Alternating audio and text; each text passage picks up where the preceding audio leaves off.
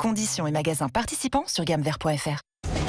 13h, 14h, Europe 1 Info. Avec vous, Clélie Massias et vos deux chroniqueurs du jour. Xena Fedorova nous rejoint dans un instant. Oui. Et d'abord, on vous retrouve avec Jules Torres, journaliste politique au Journal du Dimanche. Bonjour Jules Torres. Mesdames, très heureux d'être avec vous. Bonjour. Et nous aussi, soyez le bienvenu. J'ai l'impression d'être un peu Don Quichotte qui se bat contre les moulins à vent, mais on est encore là et donc on se mobilise. Déclaration du frère de Christophe Glaise, Maxime Glaise. Ses proches ont dit espérer une grâce du président algérien après la confirmation en appel hier de sa condamnation à 7 ans de prison en Algérie. L'Élysée a promis de continuer à agir pour obtenir sa libération. Le communiqué est tombé ce matin. Écoutez Xavier Driancourt, ancien ambassadeur de France en Algérie, qui estime que cette condamnation est un message de l'Algérie à la France. Xavier Driancourt était l'invité de Christine Kelly sur Europe 1 ce matin. C'est un avertissement aussi à la France. Parce que d'abord, pour montrer à Paris que même si Boualem Sansal a été libéré et gracié, on ne va pas repartir comme avant et on ne remet pas les compteurs à zéro. C'est pour montrer de la part d'Alger qu'Alger reste le maître des horloges dans la réconciliation franco-algérienne.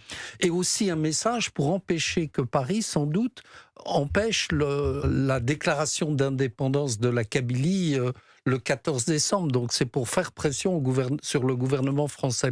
Jules Torres, au moment de la libération de Boualem Sansal, on avait dit que les relations se réchauffaient entre les deux pays.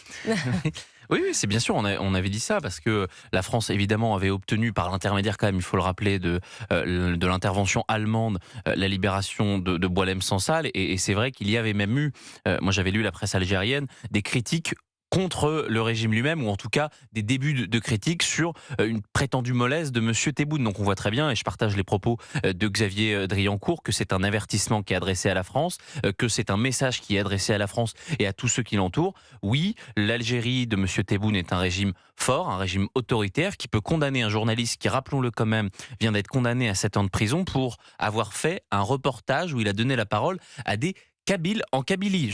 C'est pour cela qu'il a été condamné pour apologie du terrorisme, alors qu'il a seulement fait son métier. Il a donné la parole à des personnes, et c'est pour cela que Christophe Glaise va sans doute faire ces 7 ans de prison qu'il a déjà commencé à purger.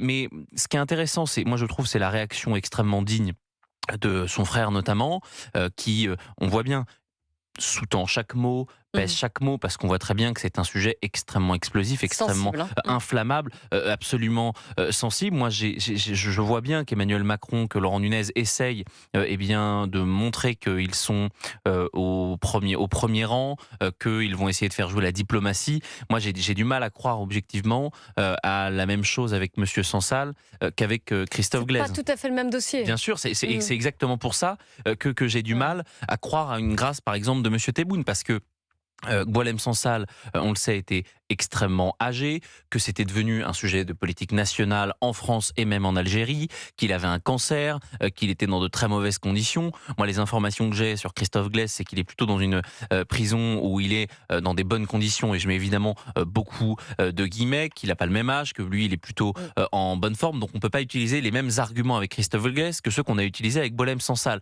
C'est pour ça que je suis extrêmement inquiet, qu'on peut craindre que Christophe Glaise fasse des années de prison, encore une fois, pour avoir fait un article, pour avoir fait un reportage. Donc j'entends M. Nunez qui nous dit qu'il va quand même aller en Algérie dans les prochaines semaines, alors même qu'on a donc un otage qui a été condamné de manu militari par l'Algérie. Je dois vous dire ma circonspection, par rapport à ce voyage d'État. En tout cas, on pense à lui, à Christophe Glaise, bien sûr, et à ses proches qui se battent pour obtenir sa libération.